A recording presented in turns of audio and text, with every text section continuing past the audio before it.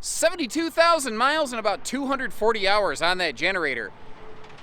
I mean, looking way better than the model year would lead you to expect. When I heard we had an '01 diesel pusher coming in, I'm thinking, 2001, let's see it. Holy crap! That's what happens when you keep them stored inside. You do your cleaning, you do your conditioning, you do your upkeep. There's only like two things I've really found on this that I feel I need to point out. The first of which is that one of the chairs in the living room has been removed. My guess is they probably put their own chair in there instead, and I'll show you that when we get inside. The other is the big outside baggage doors. The gas struts on those are just a little bit tired. They're just not quite able to hold those big, thick, heavy insulated doors up anymore. That's it. That's all I can find on this. Engine hums beautifully. Generator fires right up. Everything electrical seems to be in good working order. This is beautiful. This is beautiful. And I tell you what, not only does it have just a nice big living room, but a nice private rear master suite, this has the biggest, I think one of the nicest, most spacious middle bathrooms I've ever seen in any motorhome. Not just an '01, but even by today's standards, that bathroom just blows me away.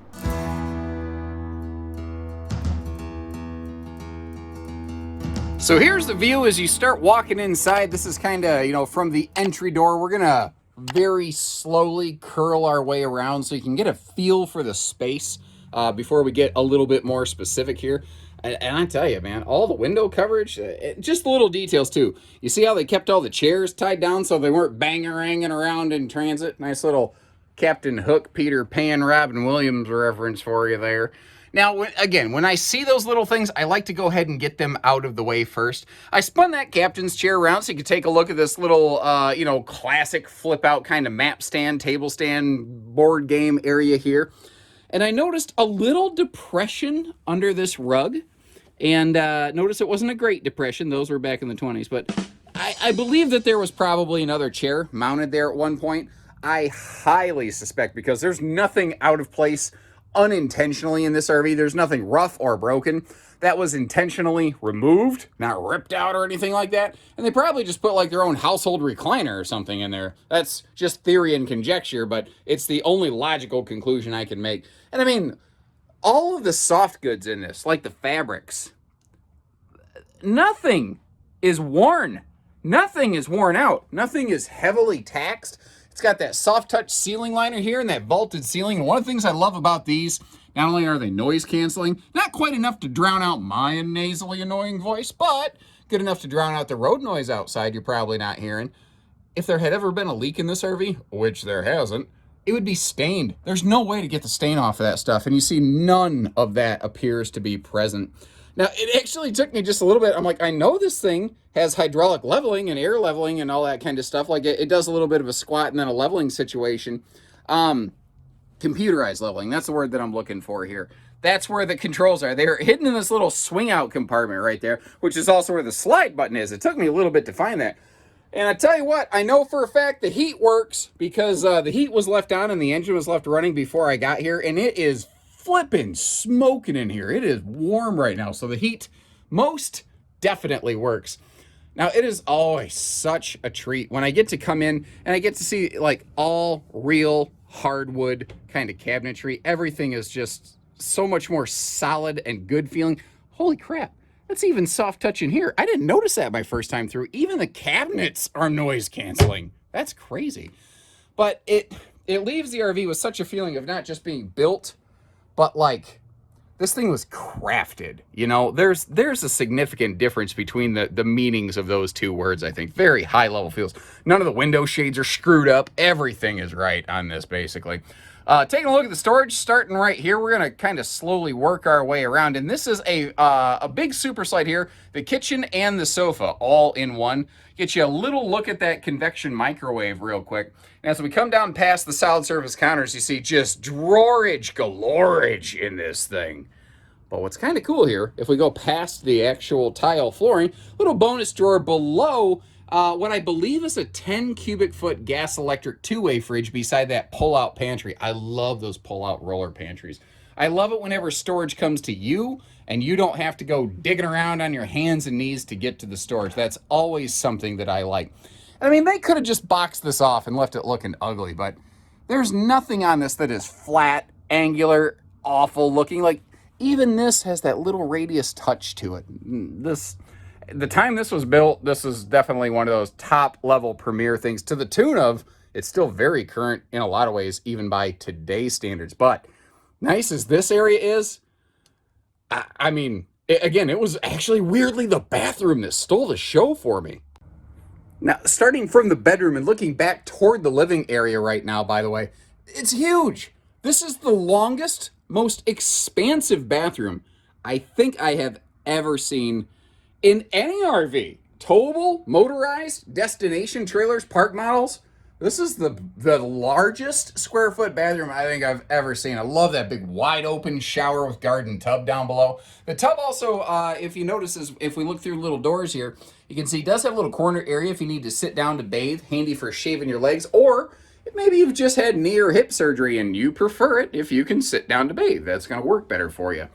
The water closet, as it were, the double mirrors with the overhead lighting, which is so not flattering. That way you can really feel very self-conscious before you go out and meet your camp friends for the day.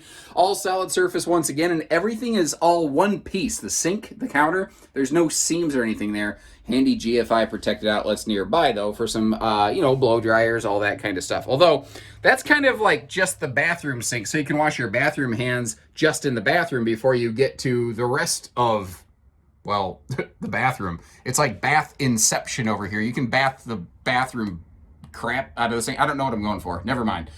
Big XL vent fan up there, of course. We have another one of those in the kitchen, and then like 2 feet away, because again, it's a bathroom inside of a bathroom, you've got one over here. Our kind of master control panel on the wall here between the bathroom and the closet, the dedicated closet space. And I love how easily accessible this is. But again, everything kind of in one spot, everything's simple, good working order. Let me just hit the generator button. Boom, that quick. 256.7 hours at the time of this filming. That's all it takes to fire the generator up on this. But a little pro tip for you. If it doesn't fire up right away, I held the button and it didn't do anything initially. It's a diesel generator and it had to go through its warm-up cycle. So the first 20 seconds, it's kind of just cycling and warming up, and then it'll fire right up. Now right here, you see this big closet. I want to get you inside of that. We're actually going to start, we'll say down at the bottom just to give you the full reference point. But a big double door sliding closet. It's awesome. You just don't always get stuff like this. Now over here, it looks and feels to me a lot like a laundry space. And I think this was built a little bit before you commonly found a lot of washers and dryers in even motorized RVs. But I highly suspect those 3 extra large drawers on the left, I think if you wanted to, I think there's enough room there that you could remove them and install a washer-dryer system. I don't know that for sure. I highly suspect that. We'd have to do some specific measurements to check some things out. But if that's something you're curious about, give us a call and we can get that all figured out for you. Now back here, it's amazing. As big as this is and large and nice as it feels, this is actually only a 1-slide coach. The tall ceiling and the wide body and just the overall design, the smart design there. It doesn't feel like that. Oh, you're getting a really good look at my dad bod midsection in that reflective mirror right there. My vampire, I don't appear in the mirror powers are failing me today. Now, this wasn't built, I think, in 2001 anyway, with the idea of CPAP friendliness, but it certainly is. And I want to slowly spin you real quick for a couple things. Our master breaker panel, by the way, is behind that over there for all of our 110 household stuff. Classic, upper corner entertainment TV built right in. Would not be hard to probably update that to some sort of flat screen. And just like we've done in the rest of the coach and like we will do outside, I want to give you a look at the storage. Now over here, we've got 2 full extension drawers. And again, those hardwood side stands on both sides of the bed. But that huge overhead cabinet above the bed also completely opens. It flips up for storage. Not an arrangement I've seen commonly in a lot of RVs, but there's a huge amount of space in there. Like, if you're looking for space for the bigger stuff that you need to fold, like sweaters, like jeans or something like that, that is absolutely awesome up there. And she passes the Cracker Barrel test naturally. If you wake up because you had to stop overnight and take a nap, and you have the slide closed, this is what you're going to see. This right here is travel mode. And even with the slide closed, It's very easily navigable. I never have to take like a funky little sideways travel trailer two-step. You can get yourself right up here. And I tell you something I loved, you can leave that seat slid far enough back that even with long legs like mine, the seat has enough room that I don't feel cramped up in that big, what is this, Freightliner chassis. Now, just like on the inside where I showed you where that chair used to be, but it's really not a big deal. If I see something, I say something, and I always try to find something on a used RV so that you really know exactly what you're getting into. And I had to search from the roof to the tires on this thing. The gas struts are a little tired, and that one little spot of paint right there is just a little that's it. That is the worst I can come up with this. The skin, the decals, the awning, the tires, everything is just better than it ever should be. This is in way better shape than anything of this model year really has any business of being. Now, naturally, we're a big wide body platform, as is common with most motorized RVs. And you may not have realized it, but this generator's been running the whole time. You probably can't hear it because I'm yakking the whole time, but if I get up close and I shut up, that is all the more noise that makes. It runs fantastically. It started right up. I'm impressed with how quiet that is because, like, if you actually are going to stay somewhere overnight, you can have that generator running up front, you know, so that you don't have to have the engine roaring the entire time right below your sleeping quarters in the back. Now, again, all of these baggage compartments, the struts are just a little bit tired with the exception of like one or two here and there. They still generally work. It's not hard to get in and out of them. But what I'm going to do after our primary exterior tour concludes here is I'm going to give you a little starting point on the outside. And then I'm going to do something I don't normally do. And that is just show you some still images kind of in series like a slideshow where you get to see inside of all those compartments. Because I don't want you to miss, you know, any of that stuff right there. Now on the back side here, you see that you've got that Roadmaster Tow Bar. So if you've got a vehicle that is flat towable, you can keep 4 down on the ground and, you know, save you the necessity of also having a little tow dolly somewhere.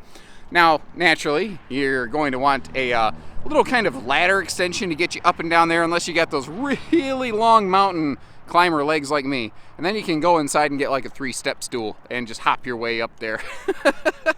Sometimes being a big, tall goofball really has its advantages. But the awning's looking good, the awning arm. One of the smart things the previous folks did, more people should do this. If you do have a manual awning, which is less common today, just a simple little Velcro strap just to help keep everything cinched together going down the road. It's amazing how that one little thing can really eliminate a lot of the stress on that hardware over time.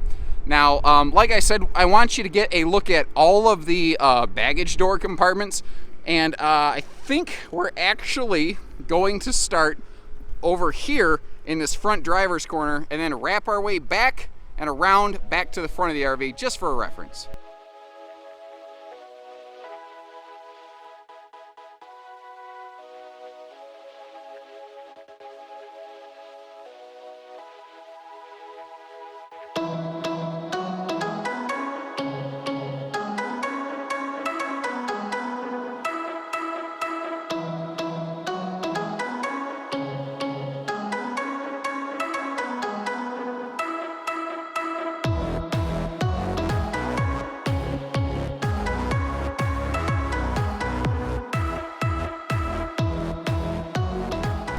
Finally getting up here on the roof.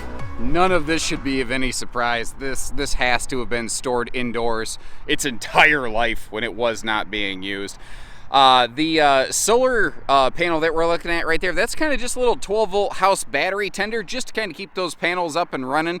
I highly suspect the previous owners of this, they had to have kept some of those batteries like on a battery tender themselves with this being parked indoors looking as good as it does.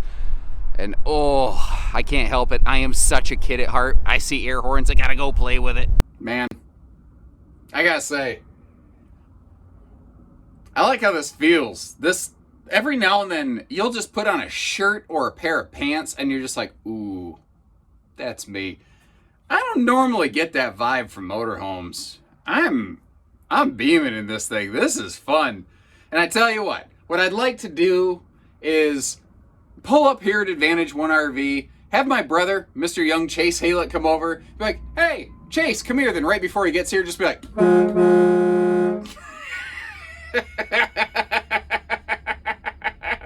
because that's what brothers do. So what do you think? For an 01? I mean, that would be nice if it was a 2010. It's an 01. That is outstanding. At least that's my take on it. But then again, it's not my money buying it. It's yours. I've done everything I can to try to show you the ups and the downs and the in-between. The trick with this one is that it's almost exclusively good news, which is not bad news. Not by any stretch of the imagination. So if she looks like she's the right one for you, give us a call. We can assist with financing. You have a trade, we can swap you out of that. Whatever you need, we'll get you going here at Advantage One RV. So take care, stay safe, have fun, and have an A1 day, everyone.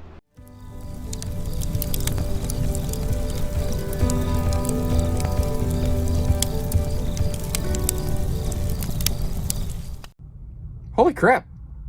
Is that the ice cream man? It is. I didn't even know we had an ice cream man.